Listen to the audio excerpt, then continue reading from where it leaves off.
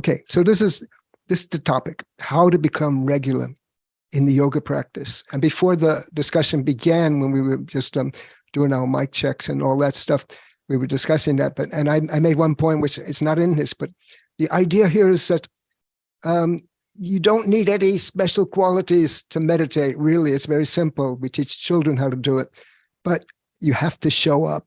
You have to show up and do your meditation and at least attempt it. So this is the main thing. If you can do that, then you're really you make some real progress. So I have a few points which I think are very important. So the first one is something I didn't invent it. It's actually 7,000 years ago. Shiva, the founder of the Tantra practice, he said you have to have a firm determination. You have to have a determination. Yes, I'm going to do this. I'm going to be successful in it. And Buddha was another teacher 2,500 years ago. He took a firm determination. He said, I'm going to sit under this tree. I'm not going to move. My bones can disintegrate, but I'm not moving until I got what I came here for. So you don't have to take that kind of determination. It doesn't have to be that drastic. But what I always tell people, because I taught many people meditation, I say, look, for the next 3 months, do it. And then if it doesn't work, you can do anything else, but give it a fair try. We have to give it a fair try. That's very important, because this, you can't, like we had 15 minutes of meditation. You can't in 15 minutes of meditation open your eyes and then the work is done. It takes time. And so make a little vow. For the next 3 months, I'm going to do it every day. And then, there will come times, when I can skip a day, but you remember your determination. You have to remember it. You have to remember that this is what you set out to do, and you have to give it a fair test, because you just can't do 20 minutes and then all your worries are going to be gone, or your hang-ups are over, or your insecurities are gone. You're a new person. So you can't become a new person in 20 minutes. But what I say is that suppose you do it twice a day, every day for 1 year.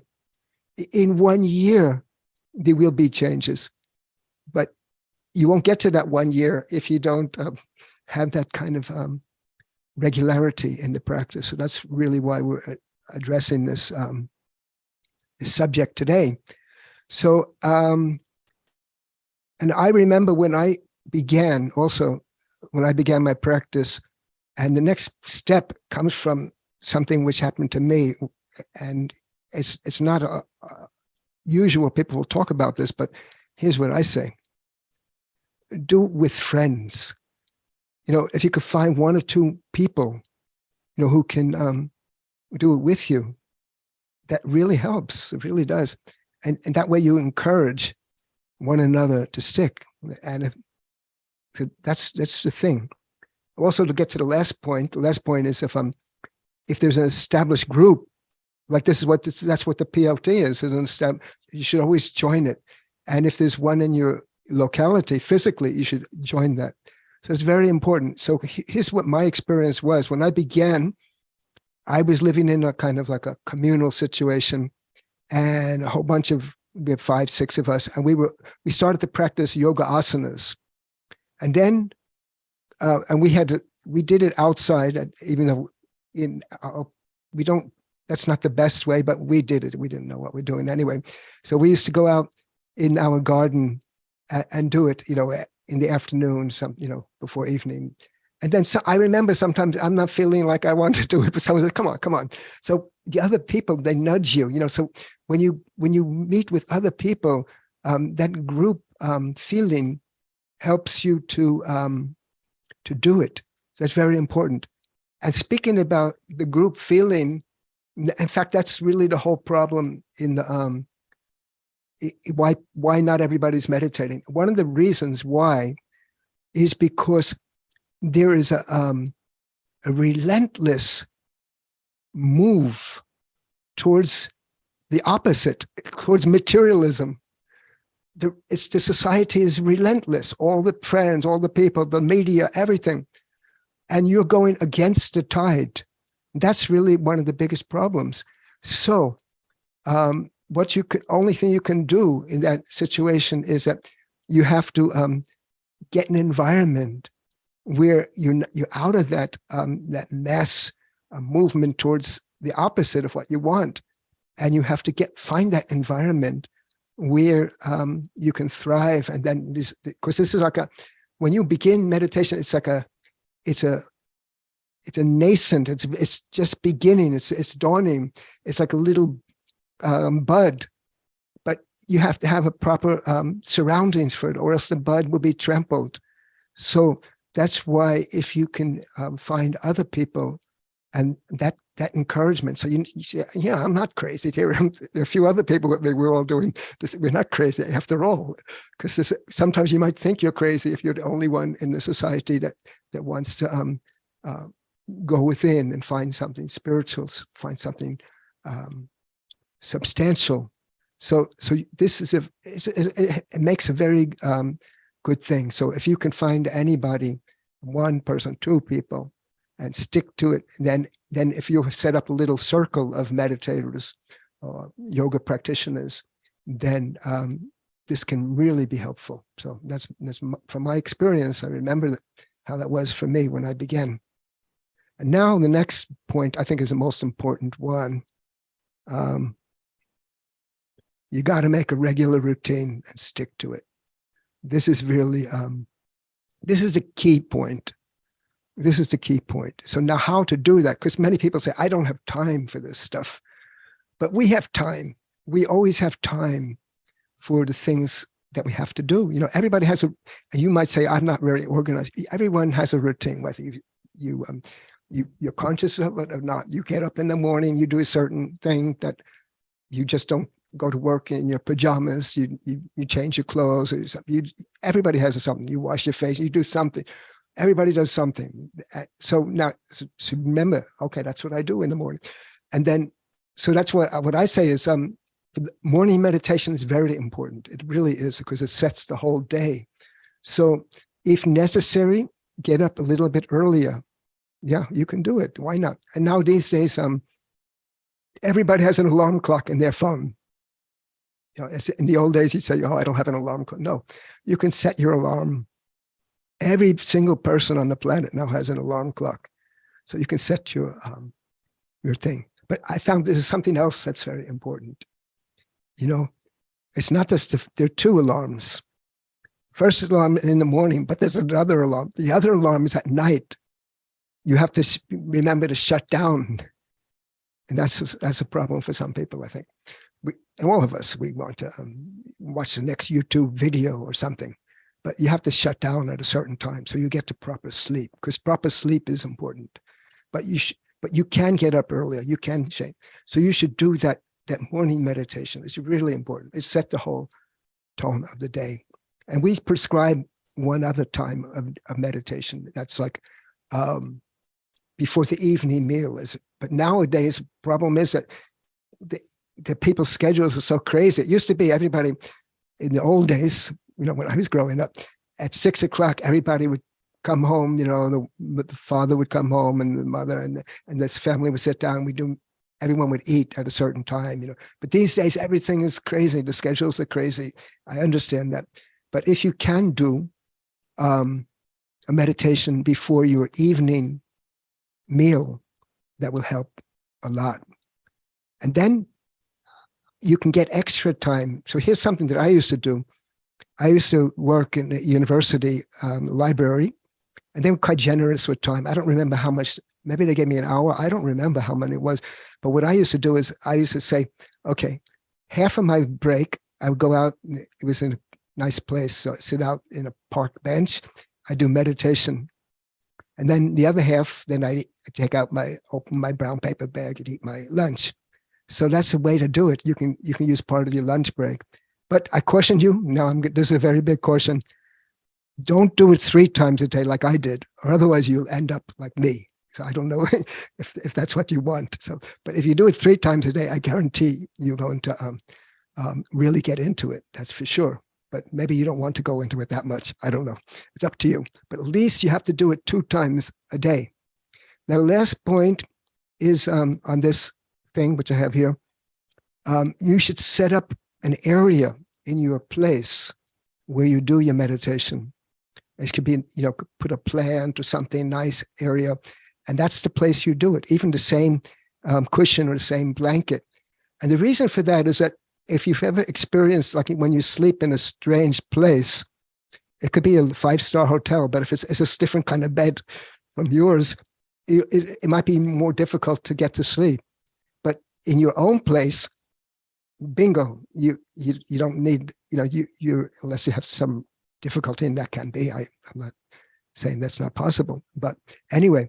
But if you have the same area in your house and you use that, and you do it at the same time of day, even the time of day is also important. If you do it at the same time of day, all of these things, this regularity makes it easier. So this is another point. Okay, and then next one, also very important for beginning meditation and for sticking with it. And always, actually, we should practice with a free mind. So what does a free mind mean? It means this is really your time. It doesn't belong to anybody else. So you should put a do not disturb sign next to your door if need be. And then, but the thing is, it's not always the other people who are intruding on your time. It's you. You're ready to get up at the moment's any kind of thing. Oh, the phone is ringing. This is going on. I have to do. No, this is the time for your meditation. It's not the time to answer the phone. The people can wait. Everybody can wait. No one expects an instant answer these days. They have the automated reply comes on. And then, but the biggest problem though, is that we are preoccupied with worries. Yeah. And it intrudes in meditation. So there are actually, if you do the practices, like if you get into some of the practices which we teach, it's kind of easy. Not easy, but it's possible to go beyond that. But for the beginning time, just have to think that, okay, I have worries. They're in my shoes. So your shoes shouldn't be with you when you're meditating, or you're practicing asanas. The shoes should be somewhere else. So if you do have any worries, keep them in your shoes and nowhere else. So this will help you. But the main thing is that the step before is you have to get regular. You have to show up. And then once this is an advanced practice. Practice with the free mind is advanced. After you show up, then what are you going to do? So, and what I have to say here is that you should do whatever process has been taught to you. And if you do that process exactly, you will get the result. You will get the result. So now the question comes, when will I get the result? Okay, here's the answer. You have to be patient. You see this at Rome, that was artificial intelligence put that into my display. I didn't choose that. So Rome wasn't built in a day. I wrote that, but then they gave me the symbol of Rome. I don't know what I was going to put. So you can't reach perfection with only 20 minutes of practice. And then here's another thing that's important. When you meditate, this is also what I can tell from my own personal, when you meditate, don't expect anything special is going to happen. Just put in the time and the process, and do the process, and you just observe what happens. But the problem is, in the beginning, we expect too much. Like I used to read these books. There was one guy who was very popular in the early 70s. His name was Gopi Krishna, an Indian man who somehow learned some mantra. He started to practice, and then he felt his kundalini, and he had all these amazing experiences. So when we began meditation, we were always waiting, for that. When is this light going to come up and all that? No, forget about that stuff. Just forget about it. Just show up, do your practice, and and everything will work out. Don't think that you have to see lights or this thing or that thing, but you have to be patient. So these are these are basically what I have to say. It's just, these are the steps. These are the things to do. That you have to be determined. You got to, if necessary, find some other people to help you in that determination, because you're a loner here. In this society, it's like you're on a highway and all the cars are going one way and you're trying to go this way. So it's very difficult to go against the traffic so much. But at least you build up your own traffic. You go in your own road with some people. So do that. But the main thing, the key, is that you have to become a little bit organized. Not a lot organized, a little bit organized. So a little bit organized is to make that time in your day when you do it, and then you do it. This is my time. And what I've also found is that if you do it at the same time, my morning meditation, let's say it's at 6:30 or 7 or something like that, and evening meditation, and maybe at the same time. But I found that if you go to 9 o'clock and you try to, it's harder than if you do it at the proper time. There is a proper time for everything. There's a reason also. There is kind of a vibrational, spiritual reason for that too.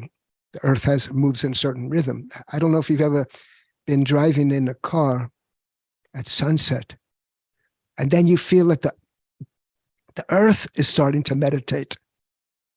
The earth is meditating at that time. So you should meditate also while the earth is meditating. There's a certain kind of planetary or overall kind of times. There's certain times which are very conducive. So you should find your time and do it, and be patient, be regular, and I'm sure everything will work out.